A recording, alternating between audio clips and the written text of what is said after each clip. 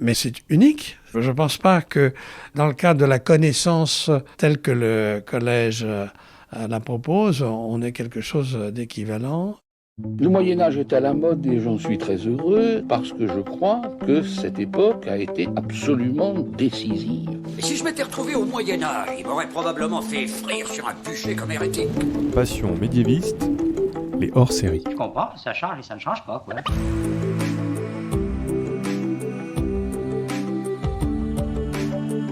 Bonjour à toutes et à tous, bienvenue dans cet épisode hors-série du podcast Passion médiéviste. Je m'appelle Fanny Cohen-Moreau et d'habitude, je reçois des jeunes chercheurs et chercheuses en histoire médiévale, et ce depuis 2017, mais aujourd'hui, je vais vous parler d'une initiative pionnière de la diffusion du savoir sur plein de domaines au plus grand nombre, notamment sur le Moyen-Âge. Cet épisode part d'une interrogation toute simple que je me suis faite il y a quelques mois. Pourquoi est-ce que le Collège de France fait des podcasts ? Et depuis quand ? Et comme je n'ai pas trouvé assez de réponses, j'ai décidé de chercher moi-même. D'abord, commençons par le commencement. Le Collège de France, ça vous dit peut-être quelque chose. C'est un lieu à la fois très prestigieux, mais aussi très accessible au grand public qui va bientôt fêter ses 500 ans. Et oui, car en 1530, le roi François Ier a créé à Paris un collège avec des lecteurs royaux. C'est-à-dire des personnes qui étaient chargées d'enseigner des savoirs spécifiques, pas ou peu présents à l'Université de Paris, comme le grec ou certaines langues orientales. Et dès le début, la devise du Collège de France fut « Docet omnia ». Il enseigne tout. Et on la voit encore aujourd'hui un peu partout dans le collège, au-dessus des portes ou sur les mosaïques au sol. Car c'est l'une des grandes particularités de cette institution. Tout le monde peut assister aux cours proposés, pas besoin de s'inscrire, il faut juste venir et s'installer, bien sûr dans la limite des places disponibles, ou alors on peut écouter les cours enregistrés en audio et en vidéo. Mais par contre, le Collège de France ne délivre pas de diplôme, c'est un peu comme être auditeur libre à la fac. Autre spécificité, les professeurs qui occupent une chaire doivent présenter chaque année un cours inédit à partir de leurs recherches.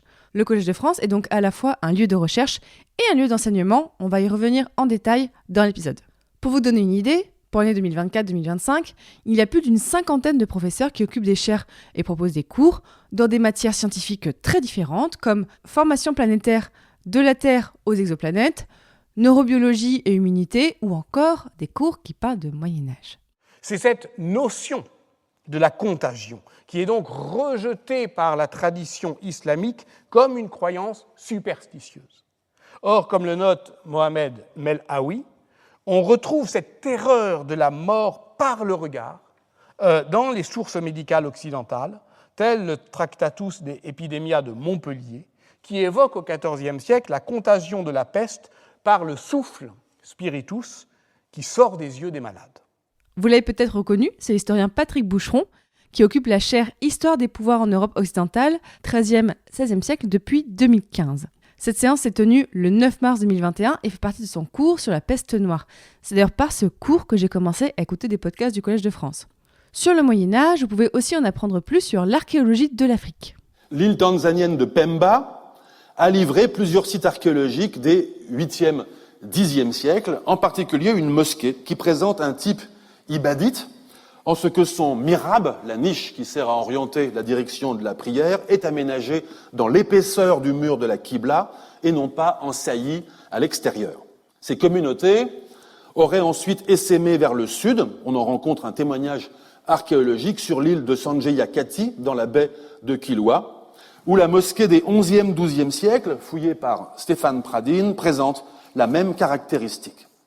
Vous venez d'entendre un petit extrait du cours du 21 novembre 2019 de l'historien et archéologue François-Xavier Fauvel, qui occupe depuis 2019 la chaire Histoire et archéologie des mondes africains. Et vous pouvez aussi trouver sur le site du Collège de France des conférences issues de colloques avec des chercheurs et chercheuses invités.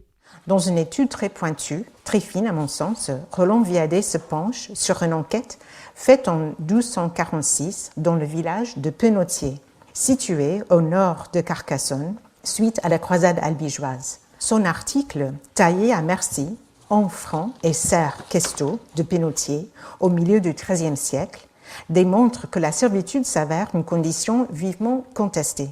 Vous venez d'entendre la chercheuse en littérature française Daisy Deloju de l'Université de Chicago qui proposait une conférence sur la figure du serf dans l'imaginaire de la fin du Moyen-Âge. Bien sûr, toutes les références de ces cours seront sur l'article qui accompagne ce podcast sur mon site passionmédiéviste.fr.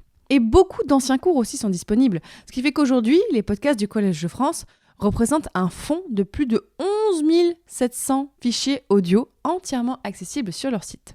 Et pour parler de tout ça, et surtout raconter la genèse de l'arrivée des podcasts au Collège de France, j'ai eu le plaisir d'interviewer Pierre Corvol. Le professeur nous reçoit dans son bureau, qu'il occupe encore aujourd'hui au Collège de France. Alors, il n'est ni médiéviste, ni même historien, mais il a été administrateur au Collège de France. Et avant ça, il a enseigné au collège dans une discipline bien particulière. Oui, je suis médecin et scientifique. Je dis médecin d'abord et scientifique ensuite. La médecine, je l'ai pratiquée réellement jusqu'à pratiquement ma retraite à l'assistance publique où j'étais chef de service en médecine cardiovasculaire, notamment à l'hôpital européen Georges Pompidou. Donc j'ai arrêté cela en 2007. Et puis, scientifique, dès mon internat, j'ai commencé à faire de la recherche en partant aux États-Unis pendant un bon moment. Je suis allé à plusieurs reprises à l'étranger pour apprendre de nouvelles techniques. J'ai même emmené des gens de mon laboratoire pour qu'ils puissent se former localement. Et donc, on a développé une unité de recherche sur la régulation de la pression artérielle et d'une manière plus générale encore de la fonction cardiaque et rénale. Et on a découvert, ou en tout cas contribué à découvrir des hormones importantes qui contrôlent justement le débit cardiaque, la pression artérielle, la fonction rénale. Et il y a eu des applications importantes, je crois, puisqu'on a pu mieux explorer les patients d'une part et d'autre part découvrir des médicaments qui bloquent ces hormones régulatrices et qui sont utilisés tous les jours à l'heure actuelle. Bon alors aujourd'hui, on ne va pas parler de vos travaux scientifiques de médecine, mais de votre action pour la diffusion des savoirs qui sont proposés par le Collège de France. Alors déjà, pour commencer aussi, en plus de vos activités médicales et de recherche, qu'est-ce qui vous a donné envie d'enseigner ? À vrai dire, je n'ai pas eu le choix.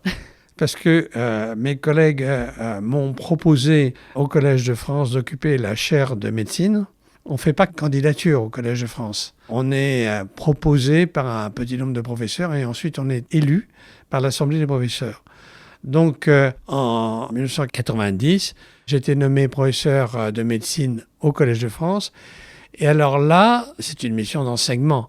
Or, l'enseignement, quand on est professeur de médecine, c'est un enseignement qui est discret, je dirais. Il existe dans les sciences fondamentales, un enseignement théorique, mais dans la clinique, en matière de, par exemple en cardiologie, l'enseignement se fait surtout au lit du malade, à l'ancienne, si je puis dire. Alors bien sûr, il y a un enseignement théorique qui est associé à cela, mais la plupart des médecins qui sont hospitaliers sont des praticiens et des enseignants, je dirais, au lit du patient ou dans les salles de staff et de séminaire. Donc pas dans des amphithéâtres. Mais ou peu dans les amphithéâtres. Alors que quand on arrive au Collège de France, on a une obligation d'enseignement qui est très précise.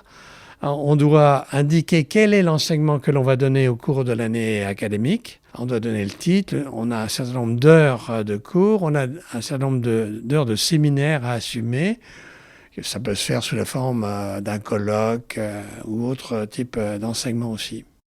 Mais donc, quand on vous a proposé ça, qu'est-ce que ça vous a fait ? Je me suis dit, il va falloir que tu t'y mettes, et d'une manière originale, parce qu'il ne s'agissait pas de réciter les textbooks que l'on a dans mon domaine, voilà. Mais au Collège de France, on enseigne ce que l'on est en train de faire en matière de recherche.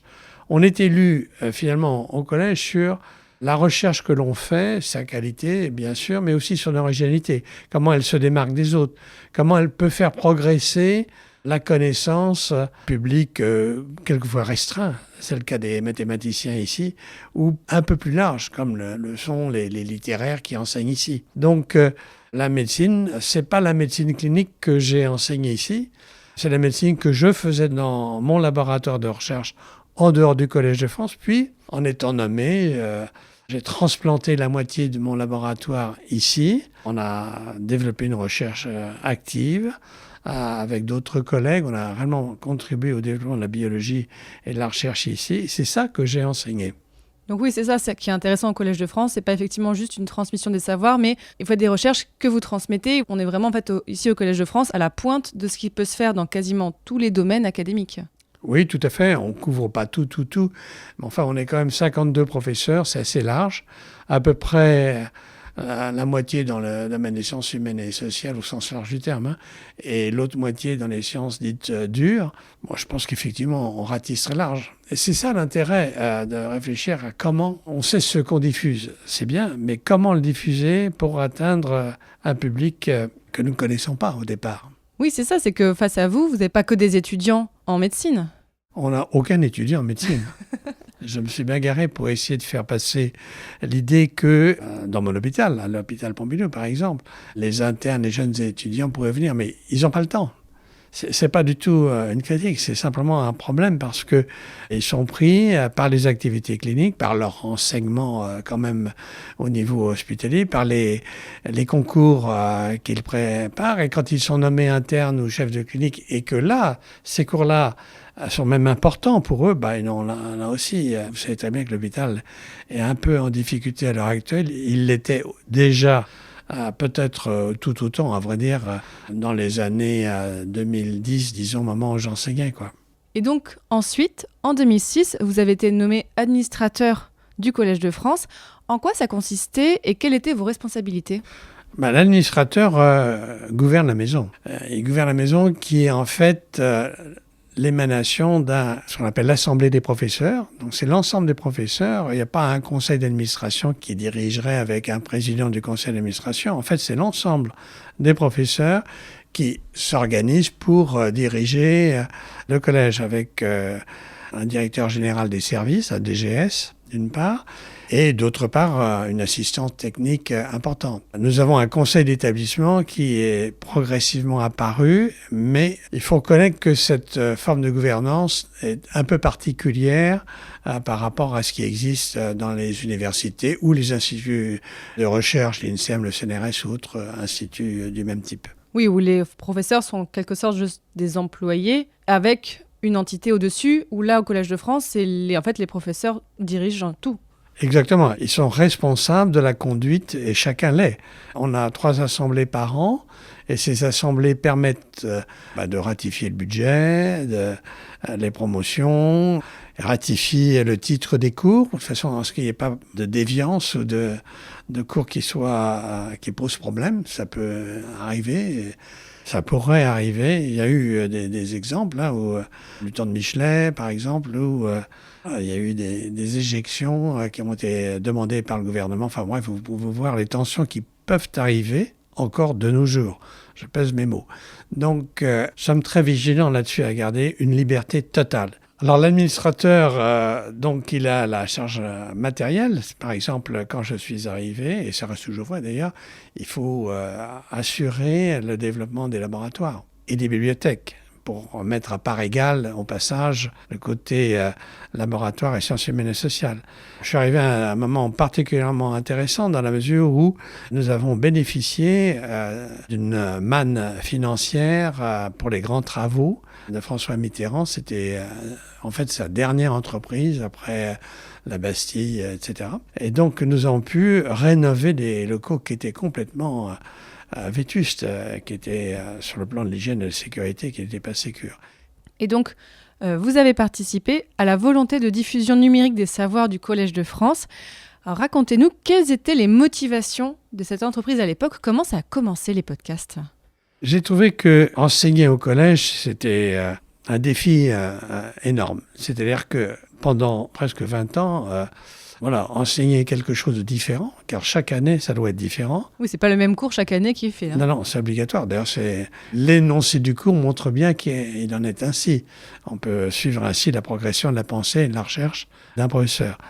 Mais c'est un défi, pas les premières années, mais au bout de quelques temps, oui, c'est un véritable défi. Et donc, il m'a semblé que c'était un gâchis terrible. La motivation, c'est le gâchis. Comment pourrais-je imaginer travailler autant de temps ? Parce que c'est vrai qu'en biologie ou en médecine, dans les sciences dures, on enseigne grosso modo une dizaine d'heures, plus une dizaine d'heures assurées sous la forme de séminaires d'invités ou de colloques.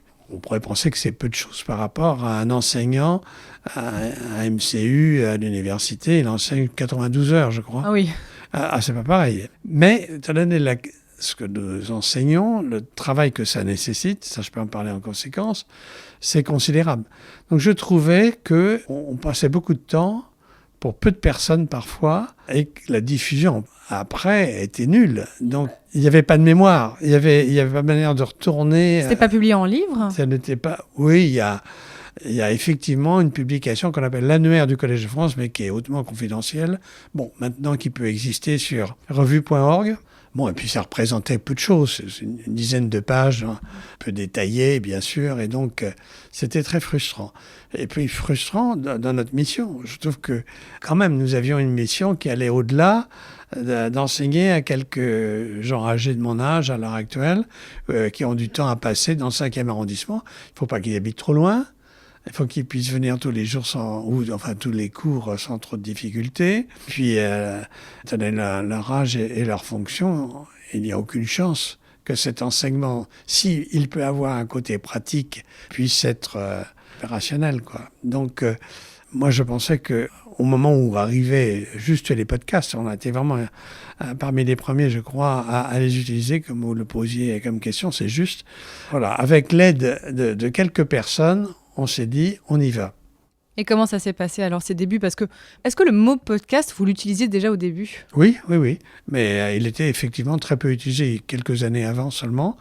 Mais j'avais quelqu'un qui m'a énormément aidé, qui n'était pas du collège d'ailleurs, mais qui m'a énormément aidé et qui continue encore, disons, pas tellement dans le cadre du collège, mais autrement, à m'aider, à diffuser, à travailler sur des améliorations d'ordre numérique, n'est-ce pas? Et donc, c'est lui qui, avec aussi le collège, bien sûr, on a mis en place toute une logistique pour pouvoir assurer les podcasts. Au départ, d'ailleurs, on était même très, très ambitieux puisque on pensait qu'on pourrait traduire les cours au moins en anglais, même en chinois, avec Anne Cheng qui donne des cours en chinois et donc ou des cours qui peuvent être diffusés en Chine et donc on pensait que ce serait utile. On pensait aussi qu'on pourrait marquer les podcasts, c'est-à-dire interrompre si vous voulez, donner des chapitres et que les auditeurs puissent à l'intérieur d'un podcast d'1 heure repérer la section qui les intéressait. Bon, c'est beaucoup de travail, ça peut être fait, bien sûr. Techniquement, c'est pas là le problème, mais voilà. Mais c'est quand même un deuxième problème, c'est que même l'organisation de ces podcasts, la logistique a nécessité des moyens financiers supplémentaires. Et j'ai vu que vous ne posiez pas la question. Oui, au début, c'était pas prévu. Mais non, et oui, mais c'est très pratique quand on est administrateur. Il faut que vous ayez un budget pour le numérique. Or, en 2006, oui, ça devait être quelque chose quand même. Mais il n'y avait rien. J'étais voir Valérie Pécresse. Qui était quoi à l'époque? Qui est le ministre de la Recherche. D'accord, oui. Donc, et de l'enseignement supérieur. Donc je lui ai dit, mais elle était enthousiaste, elle m'a dit, je vous aiderai. Voilà, donc on était aidés à la manière de ce que le ministère peut faire avec, une bonne volonté, certes, mais malheureusement, les crédits n'étaient pas là. Donc on a empiété un peu sur les crédits de fonctionnement, mais ce n'était pas suffisant. Et donc nous avons, sur le plan matériel, eu une aide importante de la Fondation Bettencourt-Schuller. Comme je voyais qu'il y aurait des difficultés, dès que j'ai été nommé administrateur, on a créé une fondation, la Fondation du Collège de France. Qui n'existait pas déjà avant? Non, il n'y avait pas de fondation. Il y avait une fondation Hugo, il y a eu un legs important d'un certain monsieur Hugo, qui avait fait fortune du temps de Napoléon et un peu après Napoléon, avec la fabrication des œillets pour les bottes. Ah oui, très précis. Mais oui, parce qu'au moment de la retraite de la Grande Armée, il y a beaucoup de soldats qui sont morts avec des pieds gelés, avec ensuite le typhus et toutes les maladies infectieuses qui pouvaient être attrapées de cette façon-là.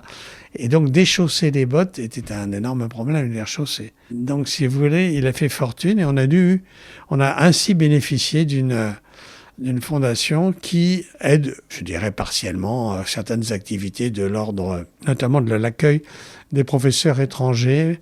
Et nous n'avions pas de fondation du Collège de France à proprement parler. Donc pas de fonds propres à vous? Non, enfin il y a très peu, quoi. Donc si vous voulez, en plus ils ont été utilisés pour compléter les bâtiments, la bibliothèque, etc. Donc on a créé une fondation qui a permis, pas uniquement pour la diffusion des savoirs, mais aussi pour d'autres actions qui marchent très bien.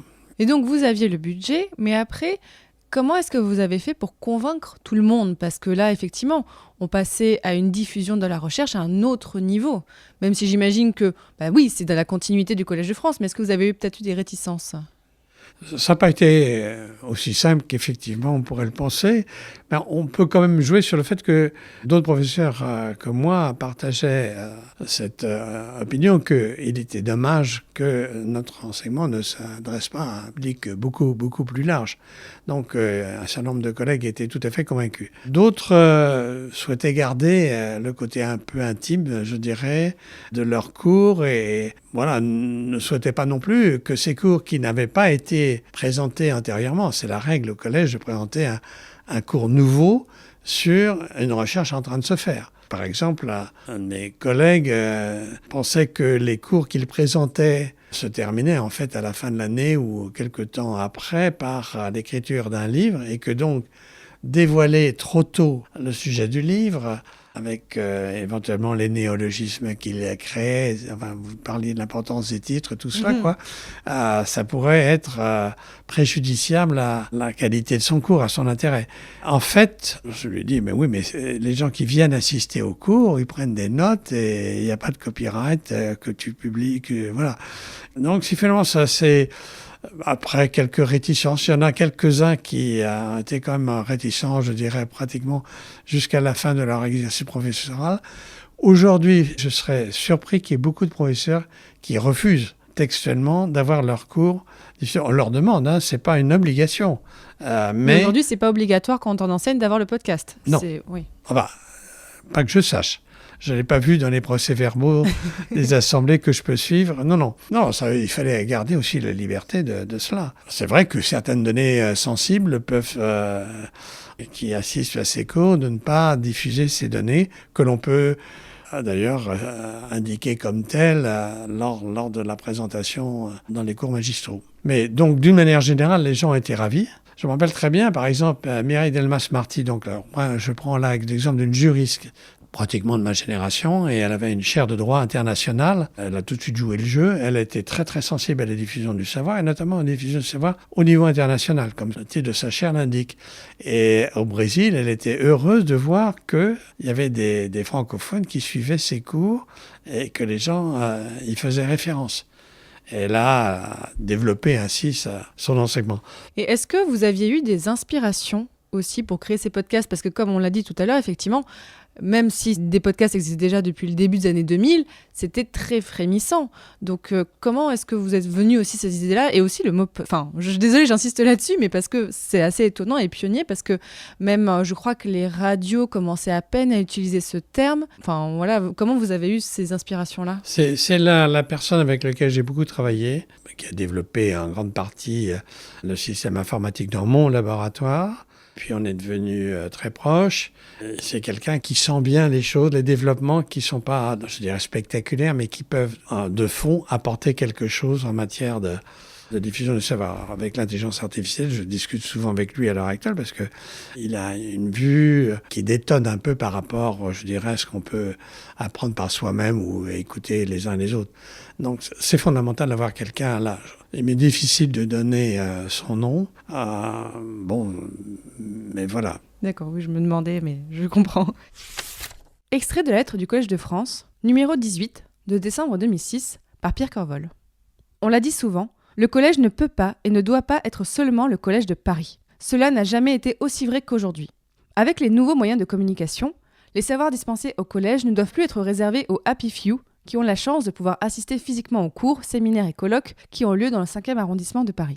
Il nous faut donc amplifier l'effort déjà engagé de diffusion de nos enseignements et colloques par l'intermédiaire des nouveaux moyens de communication afin de répondre au mieux à l'intérêt croissant de nos concitoyens pour la connaissance et la recherche scientifique. À cette fin, le site du Collège de France sera profondément rénové. Les partenariats seront amplifiés avec l'École normale supérieure pour la diffusion sur Internet des conférences des professeurs étrangers, avec France Culture pour développer la retransmission par radio ou par web radio des cours des professeurs du collège. Un système d'abonnement gratuit pour le téléchargement des cours et conférences à partir du site du Collège de France sera mis en place prochainement. Podcast et fil RSS. Le collège se dote ainsi des outils indispensables pour mener à bien sa mission de diffusion du savoir en direction du public le plus large. Et après, du point de vue donc technique, vous avez acheté du matériel, oui. Vous avez lancé tout ça sur Internet ? Le collège était déjà bien équipé pour ça, dans la mesure où on avait quand même des cours qui étaient enregistrés pour la radio. On a des partenariats avec France Culture, bien sûr, mais aussi on a eu un partenariat qui a continué avec France Inter. On avait des émissions qui se faisaient à France Culture, mais d'un autre côté, le fait d'être en contact régulier avec les producteurs de ces émissions, ça nous a permis aussi d'évoluer. Et donc, sur le plan technologique, on était assez bien équipés pour pouvoir enregistrer, filmer. On a hésité à un moment donné à avoir pour le film une équipe interne. Finalement, on a fait appel à des prestataires de services, je pense que c'est toujours le cas à l'heure actuelle, qui sont très bien, très très bien. Ce qui fait qu'à l'heure actuelle, si vous regardez les podcasts, les premiers podcasts n'étaient pas filmés, c'était pas des vidéos podcasts, des vidéocasts, et à l'heure actuelle, ça l'est. Vous pouvez suivre pendant le Covid, par exemple, ça jouait un rôle essentiel. On a pu continuer à faire des leçons inaugurales. Oui, Il y avait quelquefois 1 ou 2 personnes, mais... Oui, en fait, ça changeait pas grand-chose pour vous, Non, continuez. pour moi, le point important, c'était cette diffusion qu'on a assurée à partir de 2009, enfin même avant peut-être d'ailleurs. J'ai vu que même à partir de 2006, Alors, les 2006, on démarre. Moi, je suis arrivé au collège avec cette idée-là, arrivé comme administrateur, j'étais au collège donc depuis déjà 1990, donc, mais je suis arrivé avec cette idée-là précise. Et dans mon premier éditorial que j'ai donné et qui est publié dans la lettre du collège de décembre 2006, c'est indiqué noir sur blanc. D'ailleurs, vous avez à côté de vous, en fait, vous m'avez dit tout à l'heure, un document qui parlait au début des premiers retours que vous avez eus. Peut-être est-ce que vous pouvez nous en parler un petit peu ? Oui, parce que je souhaitais, moi, que très rapidement, on puisse faire le point sur cette aventure qui coûtait cher, qui demandait la mobilisation d'un personnel ici au collège pour faciliter la captation, même si ce n'est pas eux qui ont tout fait. Et donc, j'ai demandé à un de nos collègues, qui a eu d'ailleurs une chaire annuelle ici, en matière de démographie, qui s'appelle Henri Léridon, de faire un petit groupe de travail, ce qu'il a fait avec un doctorant, sur quels sont les auditeurs du Collège de France. Donc là, vraiment, on parle seulement des gens en podcast. Non, on était ambitieux. Ah oui, on était ambitieux. On a fait une enquête en amphithéâtre et puis une enquête web pour pouvoir comparer. Et on a vu qu'on avait des populations différentes. Les gens ont bien joué le jeu. Et pour les 2 enquêtes, je vous donnerai naturellement le document si ça vous amuse, vous le commenter ou le faire connaître.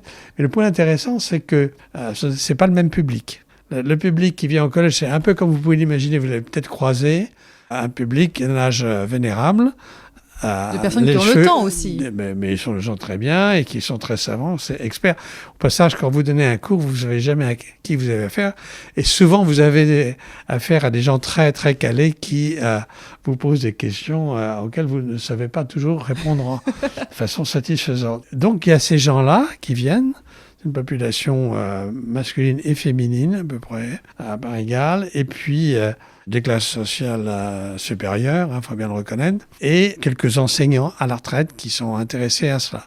Dans l'enquête web, pour faire très simple, je dirais que c'est une population beaucoup plus jeune, comme on peut s'y attendre, de 25 à 35, alors que les autres ont plus de 65 ans largement. Et puis, une population parfois d'étudiants. On a essayé de faire en sorte, et ça marchait d'ailleurs, que certains cours du Collège de France puissent valider une partie du cursus doctoral, qui comprend un certain nombre d'heures, et avec une bonne négociation, on a pu faire en sorte que ça se passe ainsi, en évitant aux professeurs d'avoir à corriger les copies, parce que ceux qui s'échappent de la Sorbonne sont trop heureux de ne plus avoir à corriger. Cette étude, vous l'avez fait en quelle année ? Ça, c'est en 2009. Ouais, donc vraiment là, au tout début. Au tout début, oui, on voulait avoir rapidement un retour qui nous a permis de voir que, alors, pour la population web, donc comme je vous le disais, plus jeune, mais je pensais qu'on aurait une population qui toucherait aussi bien la province que la région parisienne. En fait, nous avions un déficit en podcast d'auditeurs en province. D'accord, donc beaucoup de Parisiens qui écoutaient. Beaucoup de Parisiens, je pense que c'était par le on-dit, Oui, à l'époque, oui, c'était moins commun. Voilà.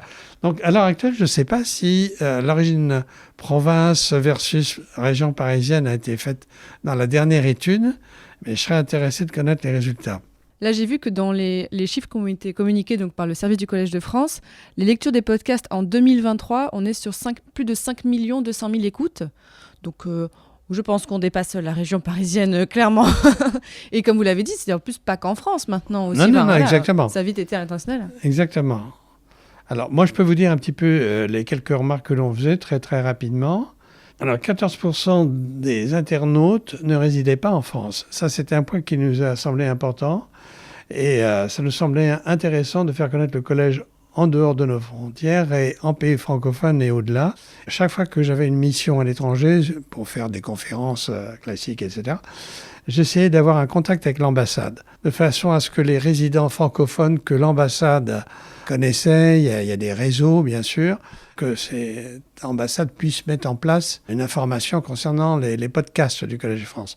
Il y a une ambassade en Allemagne, à Berlin, qui est importante, qui est sans doute sur le plan de la diffusion des connaissances avec les États-Unis, une des plus importantes. Nous avons eu déjà, donc en 2009-2010, nous avions noté à peu près 1 million de téléchargements. Donc, déjà 1 million, mais c'est énorme en fait. Ah oui, pour l'époque, c'est énorme. Oui, et alors nous pensions que, comme nous avions aussi une petite idée sur l'audience physique, le présentiel, comme on dit de nos jours, ça ne se disait pas à l'époque, moi je concluais dans cet éditorial avec les chiffres que j'avais, que nous multiplions l'audience du Collège de France en gros d'un facteur de 100, de 10 à 100. Pour être franc, c'est une fourchette très large.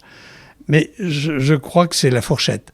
10, c'est certainement trop petit, 100, peut-être trop gros, parce qu'on ne sait jamais. Vous le savez, est-ce que c'est le clic qui fait qu'on écoute ou pas? Il faut raffiner. Là, je pense que vous avez eu... ça a été fait? C'est toujours compliqué en podcast aujourd'hui de savoir ça. Encore même aujourd'hui, aujourd'hui, de comptabiliser les écoutes, en fait, la puissance, à la fois la force et la faiblesse du podcast et sa décentralisation.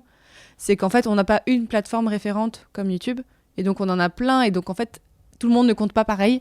Non, et donc aujourd'hui même, en fait, certaines applications comptent à partir de 10 secondes, à partir de 30 secondes d'une écoute, d'autres juste à partir du clic.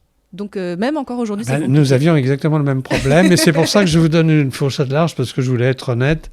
Ce qui me semblait intéressant, c'est que, oui, l'objectif était déjà réalisé, en fin de compte, alors c'est en octobre, c'est mes premiers cours, en 2007, qui ont été naturels. Il fallait bien quelqu'un qui se sacrifie, et donc ça a été mes premiers cours en janvier 2007. Donc il y avait combien de cours à peu près à cette époque-là en ligne? Parce que 1 million avec pas beaucoup de cours, c'est vraiment des chiffres... Il y avait une vingtaine de cours. Donc on peut parler d'un énorme succès, en fait. D'emblée. Oui. Ah oui. Et d'emblée, on s'est comparé, vous étiez intéressé par le benchmark, on s'est comparé à Yale, à Princeton, qui à avait Stanford. commencé à faire ce genre de choses aussi? Ils faisaient des MOOC. D'accord, oui. Donc, Mais alors, l'énorme avantage, c'est quoi, à votre avis? Les podcasts du collège? C'est que c'est plus facilement diffusable? Non, c'est gratuit. Parce que bien sûr que non, les MOOC ne sont pas gratuits là-bas. Bon, on n'a pas fait de MOOC au collège. Mais si vous avez une conférence intéressante, peut-être qu'elle sera gratuite à l'heure actuelle. Je ne vais pas regarder à l'université ou MIT. En général, oui. Oui, mais si vous voulez une série de cours sur un sujet qui correspond finalement à un enseignement et de la mission de l'université américaine, elle ne va pas s'amuser à vous donner... Surtout aux États-Unis, c'est sûr que pas grand-chose n'est gratuit. Donc le benchmark ne peut presque pas le faire parce qu'on n'a pas d'équivalent. Et c'est toute la richesse du collège et en même temps c'est la difficulté de le comparer à d'autres. Parce que nous n'avons pas d'équivalent en termes de gratuité. La deuxième chose, c'est que nous n'avons pas de diplôme à donner. Donc, si vous voulez, nous pouvons enseigner ce que nous voulons, à la limite. Dans les universités à Columbia, bien sûr, il y a des conférences de prestige, etc., qui peuvent être là. Mais avoir un enseignement régulier sur un an, sur un thème, qui soit gratuit, et sur un thème qui ne correspond pas à l'issue du cours, à la remise d'un diplôme, ça n'existe pas. Ça peut exister avec un diplôme, mais c'est plus gratuit. Petite précision, selon les chiffres communiqués par le Collège de France, en 2024, les différents épisodes de leur podcast ont quasiment cumulé 6 millions d'écoutes. Ces enregistrements sont tous accessibles pour les plus récents sur les plateformes de podcast comme Apple Podcast ou Spotify, mais il en reste encore de plus anciens uniquement accessibles par le site du Collège. Un travail de fond est en cours pour les rendre progressivement disponibles sur toutes les plateformes. Et côté diffusion, le Collège de France collabore depuis de nombreuses années avec France Culture et à partir de 2023, des cours ont commencé à être diffusés directement sur leur antenne, ainsi qu'un partenariat pour les écouter directement sur l'application Radio France. Et est-ce que vous avez eu des retours peut-être du ministère qui a été intéressé par la démarche ? Hélas. Pourquoi hélas ? Parce qu'ils se sont je pense que malheureusement, ça n'a pas été compris l'importance de cette histoire-là. Donc, vous avez eu un intérêt au début quand vous avez demandé les budgets Oui, et après puis, pas grand-chose. Voilà, je connaissais un peu Valérie Pécresse parce qu'elle nous a aidés à créer PSL. Oui, Université PSL. Voilà, j'étais impliqué là-dedans, donc on a eu un support plus qu'une compréhension. Indiscutablement, ça nous a permis d'aller de l'avant. Mais après elle, par exemple, son successeur, voilà, on ne dit pas plus, il était intéressé, mais bon, c'est bien d'être intéressé, mais enfin, c'est platonique. Oui, donc pas beaucoup de... Et je crains qu'à l'heure actuelle, il en soit le même. Je ne sais pas si l'enquête qui vient d'être faite, je ne sais pas quelle est la diffusion que l'administrateur voudra lui donner. Ce que j'espère, c'est que nous avons publié ce que je viens de vous dire. On l'a fait connaître dans les journaux de l'époque, peut-être dans une émission à France Inter, France Culture, de je ne sais où. Mais je crois que c'est très important, ça. À l'heure actuelle, je ne sais pas si le ministère utilise finalement les podcasts du collège comme un véhicule, comme un cheval de Troie, en quelque sorte, pour pouvoir faire avancer aussi et stimuler les universités dans ce domaine-là. Parce qu'aujourd'hui, les podcasts du Collège de France sont diffusés partout, notamment sur l'application Radio France, qui permet effectivement un gros relais. Et donc, qu'est-ce que vous avez vu comme évolution, à part les chiffres, entre 2009 et aujourd'hui ? J'ai vu que tous les professeurs, pratiquement, comme on vient de le dire, jouent le jeu. Et qu'ils le jouent bien, et très bien même. On a été au-delà de ce qu'on a pris au départ. Au podcast, on apprenait les leçons inaugurales, les cours et quelques colloques que l'on estimait extrêmement importants. À l'heure actuelle, c'est plus large. On fait au maximum, si je puis dire. Je pense que la richesse, c'est de pouvoir maintenant, si on se balade sur le site du collège, on a tout ce qu'on veut. Je veux dire, la richesse patrimoniale est unique. Ce qui nous a d'ailleurs tout de suite posé des problèmes de conservation, duplication, archives, etc. On s'est créé des problèmes. Et avec, là encore, des besoins financiers pour pouvoir assurer les sauvegardes, etc. Donc, mais c'est unique. Je ne pense pas que dans le cadre de la connaissance telle que le collège la propose, on ait quelque chose d'équivalent en France ou même à l'étranger. Oui, aussi accessible et gratuit. Et voilà. Ouais, c'est pour ça que je voulais vraiment en discuter avec vous pour ça. Ah oui, je pense que c'est unique. Il va falloir qu'on change notre devise. C'est-à-dire Quand vous êtes passé, vous n'avez peut-être pas vu, mais je vais vous raccompagner, je vous le montrerai. Docet omnia. Alors, je ne sais pas comment on prononce en latin, mais latinicis, bagarre, docet, docet omnia. Donc, le Collège de France a un logo comme ça, c'est très joli, avec une mosaïque. Il enseigne tout. Depuis longtemps, on a cela. Et donc, en fait, il faut qu'on change, si je puis dire, de logo ou de motto. C'est pour Docet, omnes omnia. Il enseigne tout à tous. C'est ça le point important. C'est d'arriver à toucher réellement un grand public. Et il y a une chose que je ne vous ai pas dite, mais qui me semble très importante. Dans nos premières études de retour avec cette enquête que nous avions faite, je serais intéressé de voir si c'est toujours le cas, il y avait un grand nombre d'enseignants qui souhaitaient ainsi perfectionner un petit peu leur curiosité ou leur cours par les cours au Collège de France. D'ailleurs, quand on fait un cours au Collège de France, il y a toujours à la fin, souvent à la fin, des gens qui vous posent des questions, qui sont des enseignants en activité et qui cherchent à aller un peu plus loin. Et c'est une manière pour eux de satisfaire leur curiosité ou aussi pour alimenter leur cours ultérieurement. Donc je crois que c'est très important parce que, au fond, la transmission du savoir que nous faisons, nous la faisons aux gens que nous voyons, les gens que nous ne voyons pas, et nous ne voyons pas les gens qui vont être enseignés par ces gens précisément. Donc c'est ça qui est intéressant. C'est la chaîne de la transmission.